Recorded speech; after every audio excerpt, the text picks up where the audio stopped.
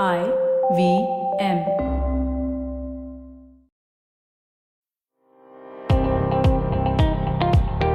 Welcome to All Things Policy, a daily podcast by the Takshashila Institution. We are a bunch of policy nerds based in Bengaluru, and we like bringing fresh perspectives to Indian affairs and Indian perspectives to global affairs.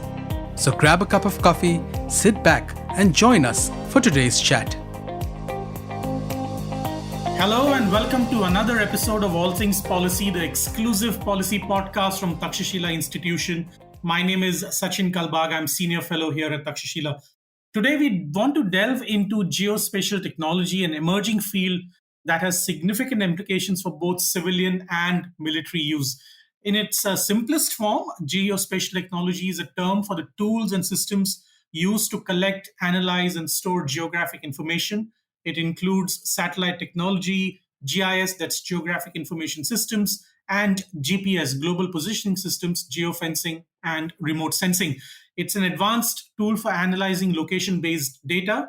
According to Professor Y. Nithiyanandanam, he is the head of our geospatial program at Takshashila.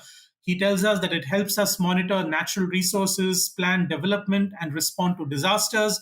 This technology provides a comprehensive view of the Earth through satellite imagery, GPS, remote sensing, and of course, GIS. It promotes spatial thinking to solve real world problems and enables informed decisions and actions.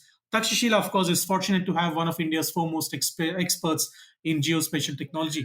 Dr. Y. Nithiyanandanam has a PhD in remote sensing from the Hong Kong Polytechnic and currently is professor and head of the geospatial tech program here at Takshashila. Now, if you have not subscribed to Nitya's Substack, you definitely must. Today on the podcast, Nithya has promised to uncover what geospatial tech means to you and me and why India must have a comprehensive policy on this extremely important aspect of governance. We will also cover what Nithya has been writing about after using some pretty advanced tools to analyze what China has been up to along the line at actual control and in Tibet. But before that, a few words on the citizen centric national geospatial policy, again, in Nithya's words. Now, this policy builds upon the momentum created by the 2021 guidelines for acquiring and producing geospatial data and services, fostering a more liberalized approach to geospatial data handling. It aims to provide a comprehensive framework for the sector's development, focusing on nurturing geospatial infrastructure, skills, standards, and businesses. Nithya, welcome to the show. Hi, Sachin. Thank you so much for the detailed, introduction and for setting up a stage for our interaction today. It's my pleasure to be on your podcast today and look forward to interact on certain key things, what we are doing and happy to share it with your, audience. Wonderful. A basic question to begin with, Nitya. What does geospatial tech policy mean to our governance systems in real time? How do you think it will impact the lives of our citizens and, of course, our military? Yeah. So before I explain that, I would like to give an idea since you to explain to audience what is geospatial technology. It is a technology that comprises of three other major disciplines: remote sensing, GIS, and GPS. But the commonality among all this is any data that carries the location information. That is, if it carries something like latitude and longitude, which helps to locate ourselves on Earth. So any data and subsequent analysis which depends on location information, that is basically geospatial analysis in short. So now the location information has become inherited and it is an important component in our life today. Right. Starting from, if you are a mobile phone user, the location information is pretty much important for almost every app that you use. So many of our real world applications, whether if I want to move from place A to B, or if I want to find the particular location on map, if I want to go back to history and look at how a place looks like, the technology is important. So geospatial technology has become part of us, and knowingly or unknowingly, we are dependent on the data sets. And while the usage of this tool is becoming, more and more these days, it is essential to govern it by a set of, guidelines and policies. Specifically, if I say about the initiatives that has been in this process, in this line for over years, we used to have map policies. We used to have, policies for many aspects associated with geospatial, like data sharing and for other aspects. But we never had something called geospatial policy, like countries like US and other countries, including China, has a comprehensive one. So it was a dream for every people working on it, because the field was so restricted in the country, and there is a need to liberalize it, and that has become possible through this policy, especially the data sharing aspect of it, especially the possibility of building several applications, specifically deploying it in several other transdisciplinary fields, or certain things that we it is felt by people, like if this is enabled in India, perhaps India can able to achieve its economic development, sustainable development in a better way.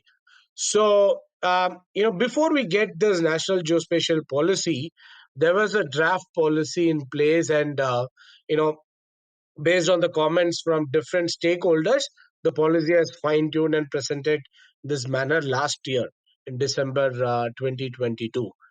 That again, even the draft policy was evolved based on certain feedback received on the previous interlinked policies, or the draft geospatial data sharing bills and so on.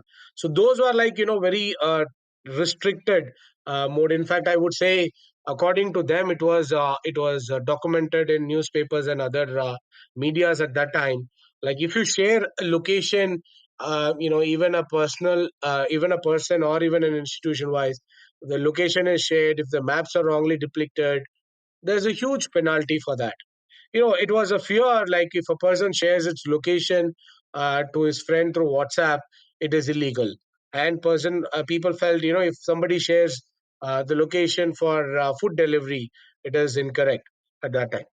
But then it was scrapped, and then more meaningful policy has formulated by keeping few visions in mind. The one of that is take the field further, because this field can actually bring not only an edge in strategic affairs, it can also bring transparency in policy making, transparency in the efforts taken to improve the quality of people, and it can bring many other aspects in a much transparent way, where people can look at it, people can add value to it, people can verify it anytime. So these are several advantages of this policy. And more again, it created an opportunity for private players, especially the Indian private players, to grow further, because it has been a long time this field was so much restricted under the aspect of security. And let's say many of us would have wondered, 5 years back, like people always argue, what is important about geospatial data, why India is so much concerned about holding these data sets, when Google Earth and Google can offer sub-meter data sets free. People gets very high resolution satellite data sets free, and they can locate any object or any structure or any important installation on India and anywhere in the world, while India has a policy to restrict satellite data sets less than 1 meter at that time. Now the policy is something where it has enabled and break that the shell, and it enables peoples to share data, and people to play more with the data. And we look forward for many more opportunities to come through the reforms, because it is not just a one time document. The document has tangible outlines, and then in 2025 certain things need to be achieved. 27, there's another set of goals are there, and 2035 is an final target which has been envisaged in this policy, Sachin. So it is on an positive way. The policy has begun and completed in a year, and a lot more is expected from this. Thank you, Nitya. That's absolutely wonderful. That's a great explanation to understand the basics of the policy. I wanted to understand from you You had written an article recently in the New Indian Express on the developments that the policy had undergone in the last 1 year. And I just wanted to understand, to expand from where you left off from that article, where do you think 2024 is headed in terms of applications, in terms of civic governance, in terms of delivering outcomes to citizens? Do you think that this policy will take steps, or rather will enable the government to take steps in that direction? One. The second question, which is associated with the first question, is if you and I, as citizens of India, have access to sensitive information, how do you think, or how responsibly do you think the government, or rather the government, views us in terms of responsibility of using that data? So I wanted to break it down into two. One is, of course, what it means in terms of real-time applications for civic use and governance, and the second is responsible use of that sensitive data. So let me address the first point. So where we are moving and what we can expect by 2024. You know, it has a target by 2025. So the next milestone is to be achieved before 2025 to have a comprehensive policy and a legal framework to liberalize the industry and to demarcate the data for commercialization. So what does it mean? It mean, first, this data has been collected mostly in the past by government agencies, and that is with respective department in isolation. Whether it is a state department, state government, whether it is a union government, different, let's say, ministry of a particular ministry collects the data and keeps the data with them. And particular, even within the services, a particular service collects it, and then it is their property. So what is actually wanted when a data is collected from a public money, the vision is to share it with others and at least with government departments without any restriction. So many of us remember the different cities in India where the data sets data sets like digital elevation model were surveyed. In short, we are all suffering. The cities like Chennai, cities like Mumbai, Bengaluru, and several other parts gets urban flooding these days, right? For say the city of Chennai has a survey on the digital elevation mapping of the city. What it can able to provide? It can able to actually provide the differences in elevation on the surface. It can help us to locate the flood areas. It can able to help us to identify the elevated areas within the cities and so on. While this project was carried out, way back in I remember it as 2010, 11, the data set lies with a particular education institution. And the project was funded by a government department. Now, if it is there where, a large amount of public fund has been spent on this, the results were expected to come out of the efforts of that particular institution. However, if the data is open, a particular institution could not able to make use of it completely, the data can be shared, the raw data can be shared, no harm, whether if it is captured with 100% accuracy or there are less, it doesn't matter. But if you can't able to make use of it well, or there are certain challenges that one particular institution could not able to make use of it, it can share the data even after 10 years. If the data is shared with others, it would be a fantastic information, right? One can actually use modern tools to better make the data, in an efficient way, which is a big, block so far. And Actually, then sorry to interrupt similarly, you, the Dr.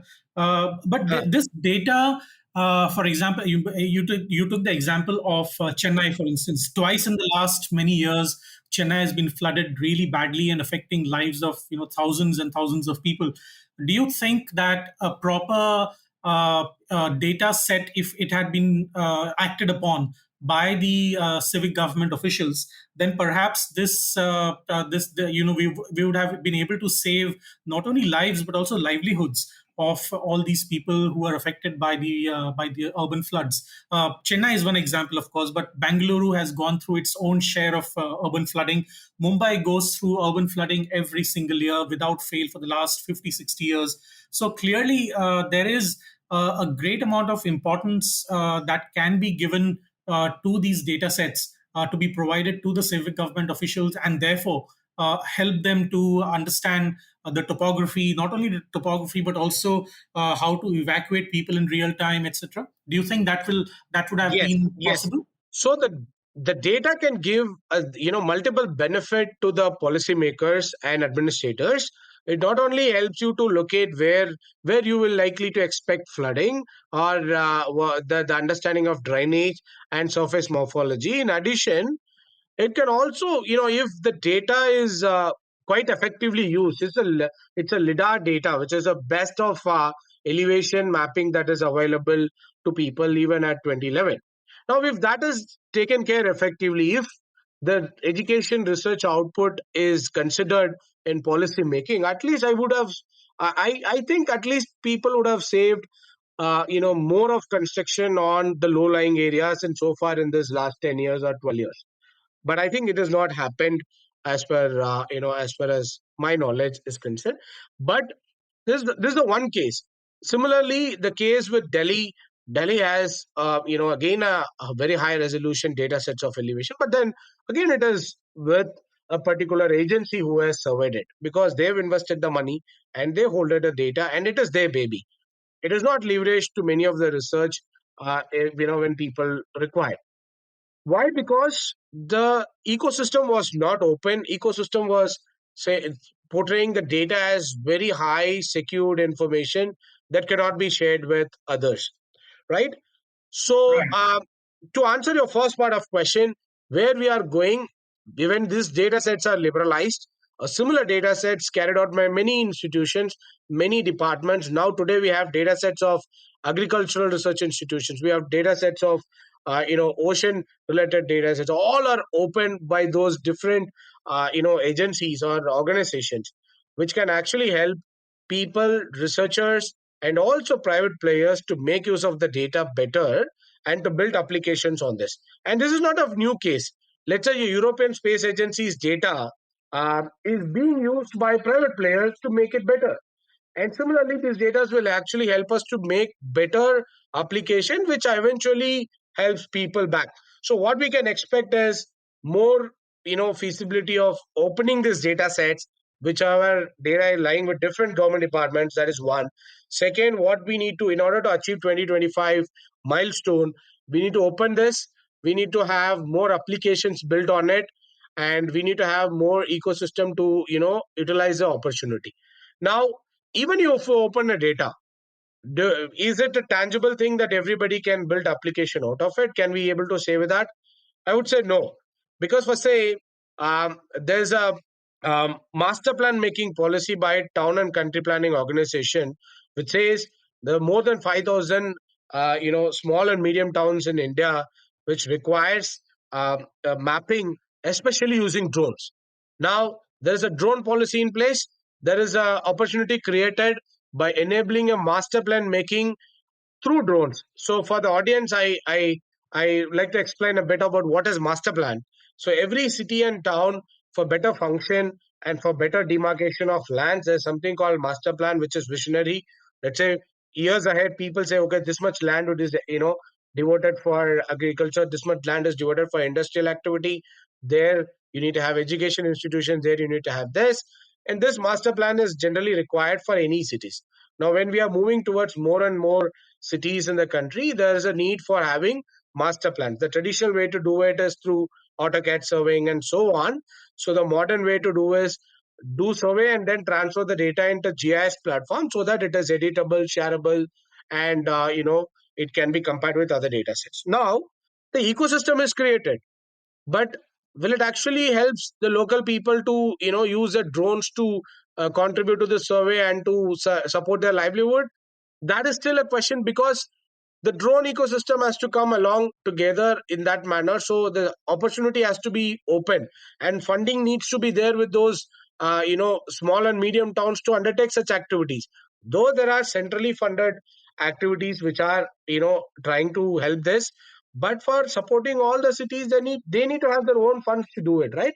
So it is equally important to allocate sufficient funds in different activities for promoting this field, because if you are saying this field has to be deployed in many of the applications, then equally you need to put similar quantum of manpower, that the capacity needs to be built at different levels. Some requires the basic capturing of data, but some may require the analytics of data, some may require the AI component of this data sets. For that, the capacity has to be built, and for understanding what capacity need to be built at different skills that are required, we need to first understand the opportunity that exists in the field. So that is something where the efforts are ongoing, and that has to go steadily, and then it has to be on the progressive mode.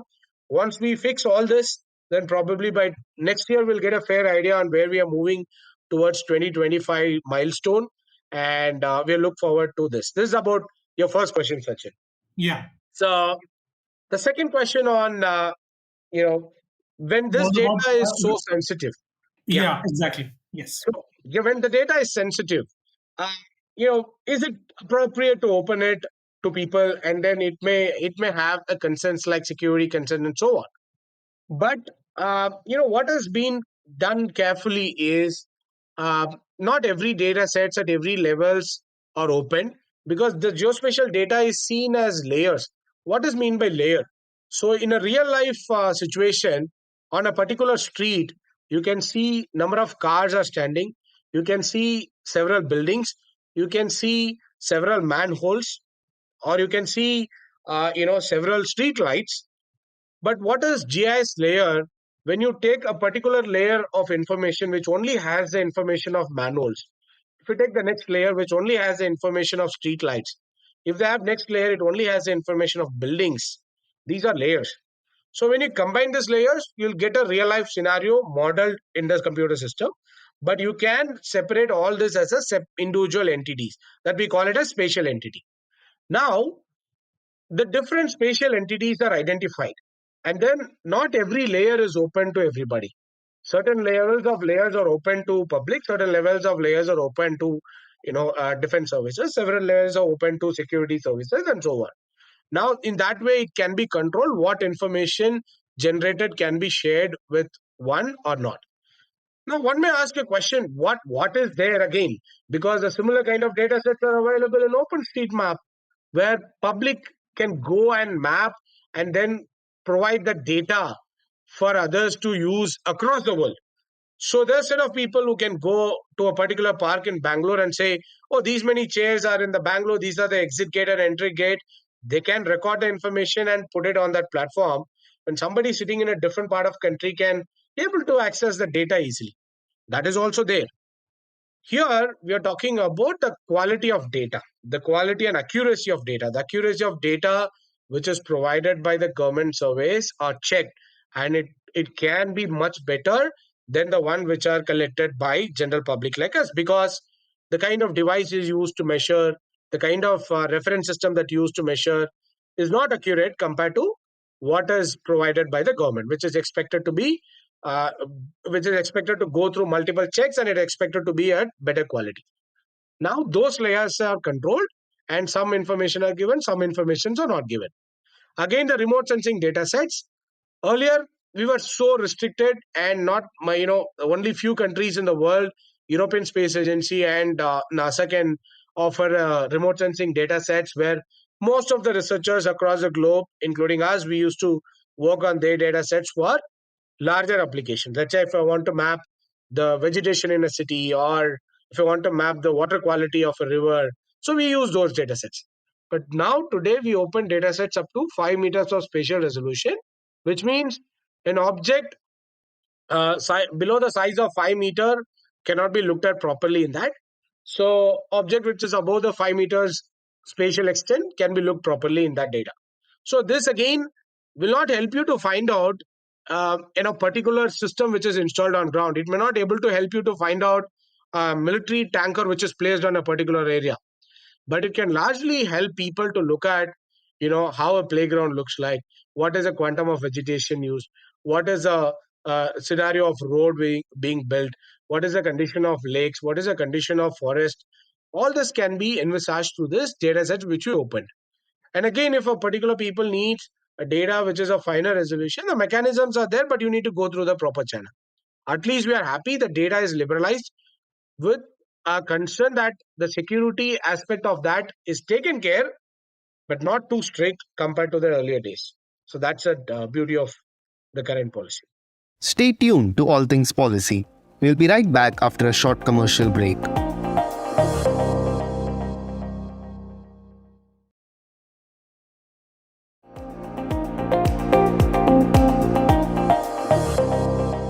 No, yeah, that's fascinating to hear, Nitya. One of the questions that immediately comes to mind, from the way you described is, and this is something that we constantly grapple with at Takshashila and of course at other policy institutions, is state capacity. How do you have, because this technology is so niche, it's emerging. How do you build state capacity to not only create analysts but also build an ecosystem? Because it's not just about people with engineering backgrounds, right? It's also about ISRO joining. It's also about the various defense systems joining, civic governance people.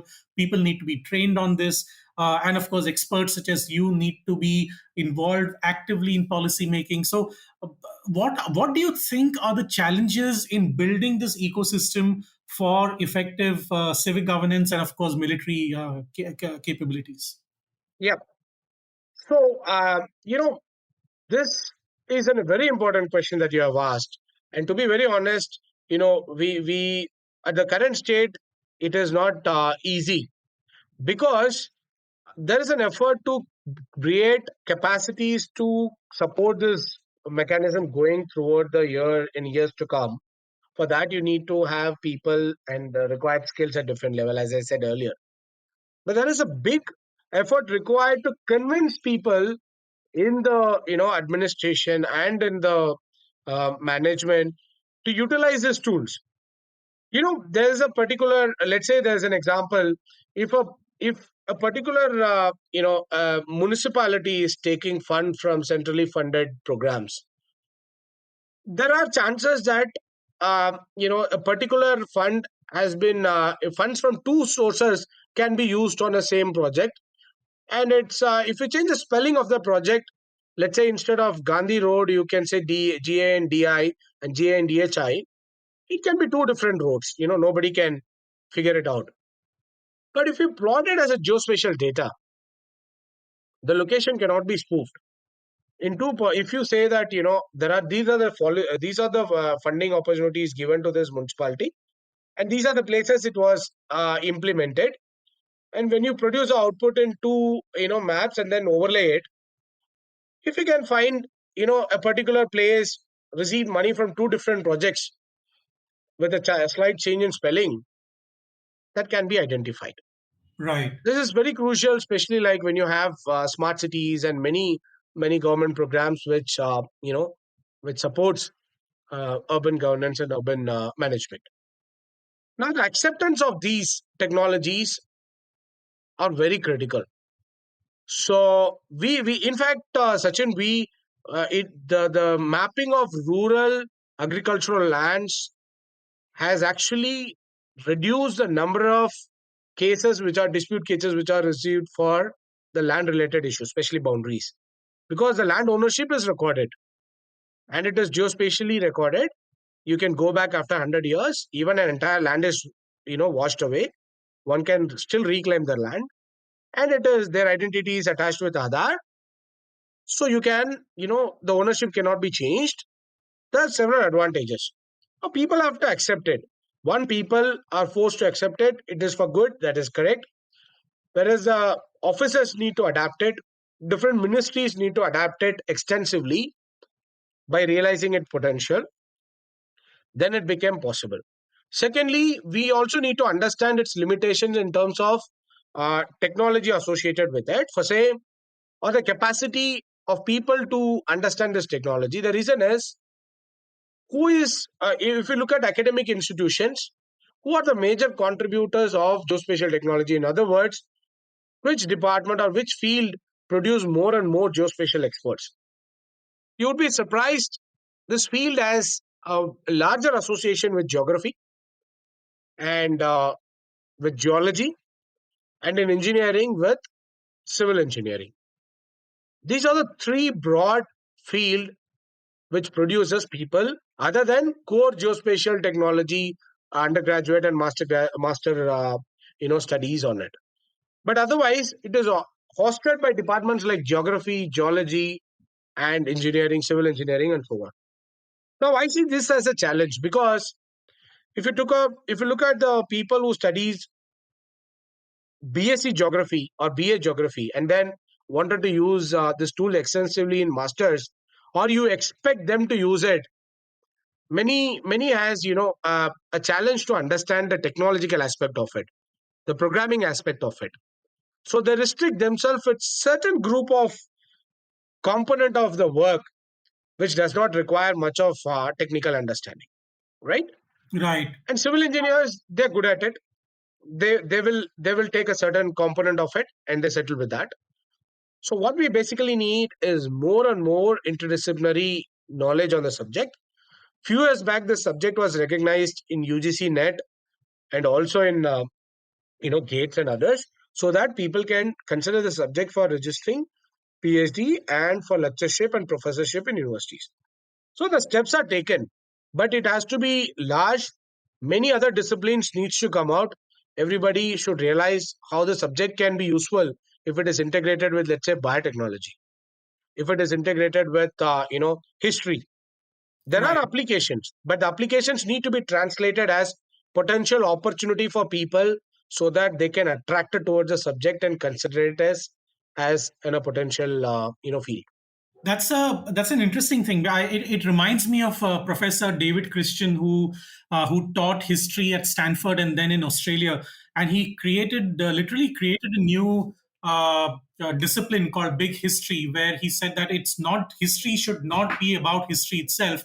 It should actually be about various sciences, philosophy, geography, etc. Because if you want to understand history in isolation, it will be difficult to understand and comprehend the context in which it is understood. So, similarly, I would guess that the ecosystem that you're speaking about needs an interdisciplinary approach, primarily because so many different fields of our life are interconnected, and this technology can then be utilized for benefits of citizens, of governance, because exactly because of what you said, that there are various departments that need to coordinate with each other to get things done.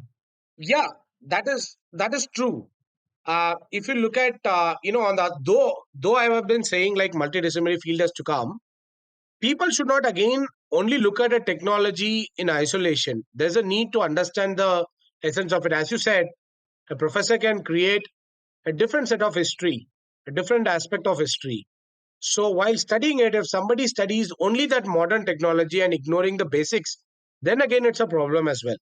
So the curriculum has to be designed in a way ensuring certain basics of mapping is or understanding of geospatial data, analytics, and all are incorporated. And further, the tools which are required and the techniques which are required, and the more and more R&D in this aspect should come. When I say R&D, what is largely the GIS system that we have today. If you look at any software that you take, Sachin, the software has majority of tools which are common. Though the names may change slightly a bit, but the application of the tool is same. Why? Because there are set of algorithms exist and not many are working on the aspect of algorithm. I can sense there is relatively lesser curiosity in our country in looking at why should I use a particular algorithm? Why can't I, look at the algorithm in a different way? Why can't I, if I want to navigate from place A to B, there are certain algorithms behind the system works, which tells me the shortest route from place A to B.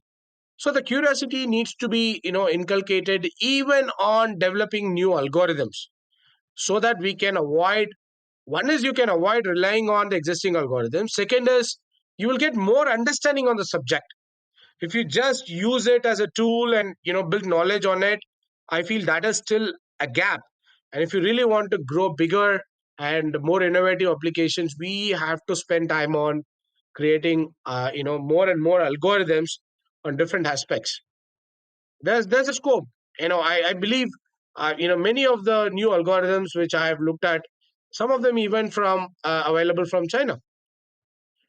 So we also need to work largely. I didn't mean like none of us is working in the country, but people are working in isolation. There is a ongoing effort required in order to make it a vast necessity for people working in different aspect of geospatial in order to utilize its full potential, Sachin.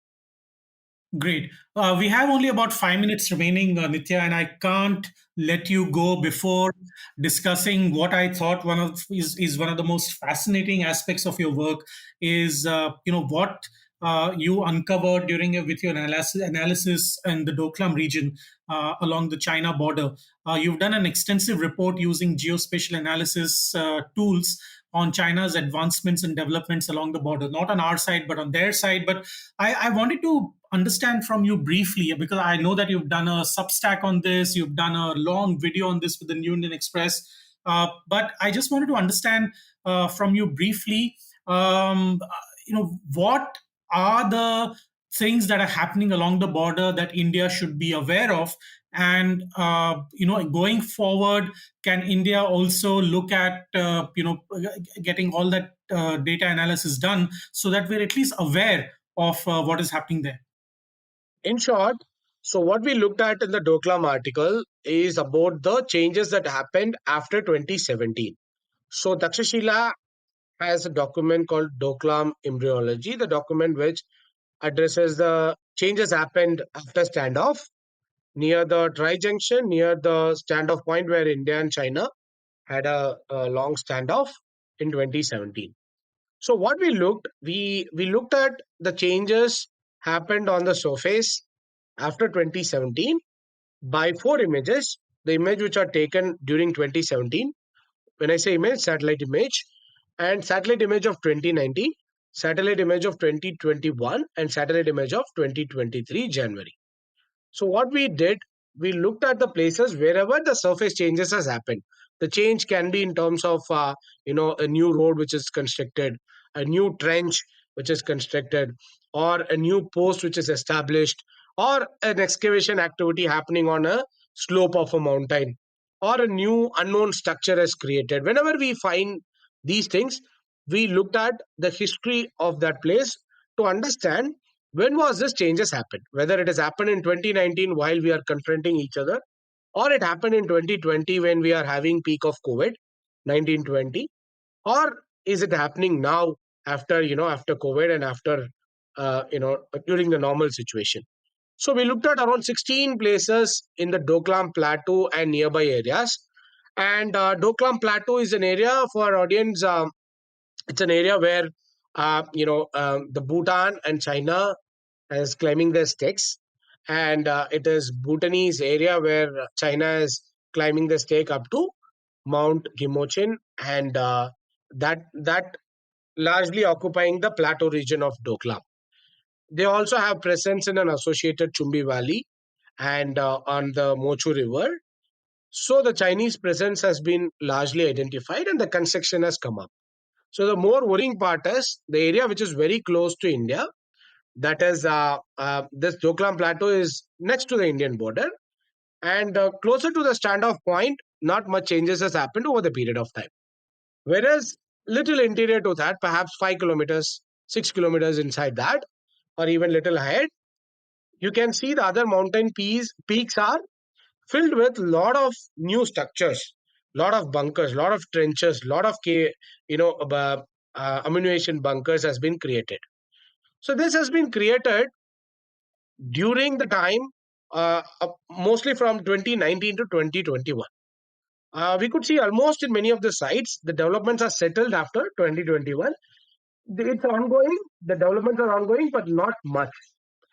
So these are the major things we uncovered, and especially given the context where Bhutan and China are renegotiating and likely to resurvey the places, we were just thinking what happens, where are the presence exist, and whether the fear people has, whether this place would be exchanged to the occupied territory of occupied territory of China in the north part versus this. If they exchange these places, it would be it won't be a tri-junction. It will be a bi-junction between India and China. So that's how the place has an importance. So we looked at precisely to the satellite imagery. We just interpreted the satellite imagery. So of 4 different period to get a better idea about the changes happening on the landscape there. Do you think, Nitya, that after your report has come out, there will be some movement in terms of acknowledging what China is up to, and therefore, this is not, of course, an aggressive move militarily, no doubt, but it looks as if the Chinese are very serious about developing the infrastructure in that area, so that if in the case there is some kind of military aggression, they're ready with the backdrop of they're ready with the infrastructure to get the military out there. Yeah. So this again we discussed during our video podcast also. Like, what does it mean? So the two other experts, senior military officers who joined me on the video podcast, have said, uh, it is, we are prepared and we have better infrastructure on our side, and simply they are trying to match our the infrastructure, and they are trying to build this structures, roads, in terms if and when required it may be used. So that's their view. Again, there are ammunition bunkers created, trenches created, the vehicles deployed there, the roads are made wider, but then it is unclear whether these are actually active or dormant, or it may be used if and when required.